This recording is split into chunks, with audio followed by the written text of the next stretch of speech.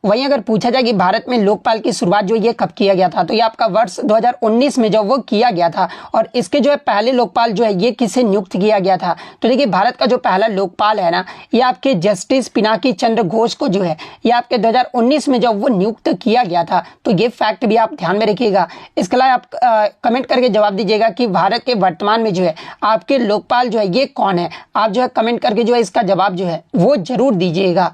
Next question आपका रहा था कि India first planned industrial city यानी भारत का पहला नियोजित औद्योगिक शहर जो है ये कौन सा है। तो देखिए भारत का जो पहला नियोजित औद्योगिक जो शहर है ना, ये आपका जमशेदपुर है। तो जमशेदपुर जो है आपका यहाँ पे करेक्ट आंसर होगा।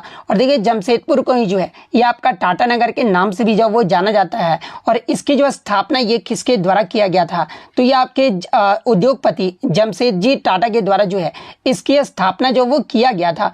और जमशेदपुर में जो है भारत का पहला इस्पात संयंत्र भी जो वो बना था। तो और जमशेदपुर में जो भारत का पहला इस्पात संयंत्र था वो आपका कौन सा था, तो ये आपका टिस्को था। और इसकी जो स्थापना है ना, ये आपका 1907 में जो है ये आपके जो वो किया गया था। तो ये फैक्ट भी आपको ध्यान में रखना है। नेक्स्ट क्वेश्चन आपका रहा था कि HSRA यानी Hindustan socialist Republic association was founded in which city यानी वर्ष 1928 में हिंदुस्तान सोशलिस्ट रिपब्लिक एसोसिएशन की जो स्थापना है ना, ये कहां पर किया गया था। तो देखिए वर्ष 1928 में यानी सितंबर 1928 में जो है हिंदुस्तान सोशलिस्ट रिपब्लिक एसोसिएशन की जो स्थापना है ना, ये आपके दिल्ली के फिरोज शाह कोटला मैदान में जो वो किया गया था। तो दिल्ली आपका यहाँ पे करेक्ट आंसर होगा। इसके अलावा मैं आपको बता दूं कि इसका जो पहले नाम था ना, ये आपका हिंदुस्तान रिपब्लिक एसोसिएशन था यानी HRA था। और HRA की जो स्थापना है ना, ये आपका 1924 में जो है वो आपका कानपुर में जो वो किया गया था। और 1928 में इसका नाम बदलकर जो है हिंदुस्तान सोशलिस्ट रिपब्लिक एसोसिएशन जो है वो कर दिया गया था। तो ये फैक्ट भी आपको ध्यान में रखना है। नेक्स्ट क्वेश्चन आपका यहाँ पर था कि हाल ही में किस राज्य सरकार के द्वारा जो है बसों में महिलाओं और ट्रांसजेंडर लोगों को मुफ्त यात्रा की सुविधा प्रदान करने के लिए जो है शक्ति योजना जो वो शुरू किया गया है। तो देखिए मैं आपको बता दूं कि वर्ष 2023 में जो है आपके कर्नाटक राज्य सरकार के द्वारा बसों में महिलाओं और ट्रांसजेंडर लोगों को मुफ्त यात्रा की सुविधाएं प्रदान करने के लिए जो है ये आपका शक्ति योजना जो वो शुरू किया गया है। तो कर्नाटक सरकार आपका करेक्ट आंसर होगा। नेक्स्ट आपका यहाँ पर कि लोकसभा सांसद चंद्रानी मुर्मू जो है ये किस पार्टी से संबंधित है। तो देखिए लोकसभा सांसद चंद्रानी मुर्मू की बात कर ले तो ये जो आपके 17वीं लोकसभा में जो है ये आपके उड़ीसा के क्योंझर से जो है ये आपका लोकसभा सांसद जो वो जीती थी। और ये जो आपका 17वीं लोकसभा की सबसे कम उम्र की सांसद भी जो ये बनी थी। एग्जाम में पूछा जाता है कि 17वीं लोकसभा में सबसे कम उम्र की जो सांसद है ये कौन बनी थी, तो ये आपके चंद्रानी मुर्मू बनी थी। और चंद्रानी जो मुर्मू है ना, ये आपके बीजू जनता दल से जो वो संबंधित है। तो बीजू जनता दल आपका करेक्ट आंसर होगा। नेक्स्ट क्वेश्चन आपका यहाँ रहा था कि मानव विकास सूचकांक यानी ह्यूमन डेवलपमेंट इंडेक्स में भारत का रैंक जो वो पूछा गया था। तो देखिए वर्ष 2023-24 में जो है आपके ह्यूमन डेवलपमेंट इंडेक्स में भारत जो है 193 देशों में 134वें स्थान पे जो वो रहा था। तो 134वां स्थान आपका यहाँ पे करेक्ट आंसर होगा। इसके अलावा बात कर ले HDI जो है ये किसके द्वारा जो वो आपका जारी किया जाता है, तो ये आपका UNDP यानी संयुक्त राष्ट्र विकास कार्यक्रम के द्वारा जो है ये जारी किया जाता है। तो ये फैक्ट भी आपको ध्यान में रखना है। नेक्स्ट क्वेश्चन आपका यहाँ पर आया था कि मोहनजोदड़ो में जल निकासी दरवाजे जो है ये आमतौर पर किसके जो वो बने होते थे। तो देखिए मोहनजोदड़ो में जो आपके जल निकासी दरवाजे होते थे ना, ये पकी हुई ईंटों से जो वो बने होते थे। तो पकी हुई ईंट आपका करेक्ट आंसर होगा। नेक्स्ट क्वेश्चन आपका यहाँ पर आया था कि केरल और कर्नाटक में गर्मियों के आसपास होने वाली मानसून पूर्व वर्षा को जो है ये किस नाम से जो वो जाना जाता है। तो देखिए केरल और कर्नाटक में मानसून पूर्व वर्षा को जो है ये आपका आम्र वर्षा या फिर मैंगो सावर के नाम से जो वो जाना जाता है। तो मैंगो सावर आपका करेक्ट आंसर होगा। नेक्स्ट आपका यहाँ पर आता है कि पंडित दीनदयाल उपाध्याय योजना ये जो है किस वर्ष में शुरू किया गया था। तो देखिए पंडित दीनदयाल उपाध्याय योजना ये आपके बहुत सारी योजनाएं हैं, जैसे कि दीनदयाल उपाध्याय ग्राम ज्योति योजना के बारे में अगर पूछा गया होगा तो देखिए दीनदयाल उपाध्याय ग्राम ज्योति योजना जो है ये आपका नवंबर 2014 में प्रधानमंत्री नरेंद्र मोदी के द्वारा जो वो शुरू किया गया था। अगर दीनदयाल उपाध्याय ग्रामीण कौशल्य योजना के बारे में अगर पूछा गया होगा तो ये आपका 25 सितंबर 2014 को जब वो शुरू किया गया था। दीनदयाल उपाध्याय अंत्योदय योजना के बारे में अगर पूछा गया होगा तो देखिए दीनदयाल उपाध्याय अंत्योदय योजना है ना, ये आपका 25 सितंबर 2014 को ही जो है इसकी शुरुआत जो वो किया गया था। तो इन तीनों में से जो भी पूछा गया होगा वो मैं आपको यहाँ पर जो वो बता दिया हूँ। नेक्स्ट क्वेश्चन आपका आ रहा था कि किस अनुच्छेद के तहत राज्य द्वारा वित्त पोषित शैक्षणिक संस्थाओं के धर्मनिरपेक्ष चरित्र को बनाए रखना तथा व्यक्तियों की अपनी धार्मिक मान्यताओं को मानने या फिर धार्मिक गतिविधियों में भाग न लेने की स्वतंत्रता को बनाए रखने की बात जो है वो की गई है। तो देखिए मैं आपको बता दूं कि अनुच्छेद 28 के तहत जो है राज्य द्वारा वित्त पोषित शैक्षणिक संस्थाओं के धर्मनिरपेक्ष चरित्र को बनाए रखना तथा व्यक्तियों को अपनी धार्मिक मान्यताओं को मानने या फिर धार्मिक गतिविधियों में भाग न लेने की स्वतंत्रता को बनाए रखने की बात जो है वो किया गया है। तो अनुच्छेद 28 आपका यहाँ पे करेक्ट आंसर होगा। नेक्स्ट आपका यहाँ पर आता है कि श्रीवल्ली रश्मिका, ये जो आपके किस खेल से संबंधित है। तो देखिए श्रीवल्ली रश्मिका की बात कर ले तो ये जो आपका तेलंगाना की एक टेनिस खिलाड़ी है। तो टेनिस आपका यहाँ पे करेक्ट आंसर होगा। नेक्स्ट क्वेश्चन आपका यहाँ पर आया था कि where does lava image that forms plutonic rock, यानी जब मैग्मा आपका कहाँ पर फंस जाता है और ये जो आपका घुसपैठ या फिर प्लूटोनिक चट्टान जो ये बनाता है। तो देखिए जब मैग्मा सतह के नीचे यानी डीप इनसाइड द अर्थ में जब फंस जाता है ना और धीरे धीरे जब ये ठंडा होता है तो ये आपके प्लूटोनिक चट्टान का निर्माण जो वो करता है। तो ऑप्शन में आपका सतह जो वो दिया गया था, तो सतह आपका यहाँ पे करेक्ट आंसर होगा।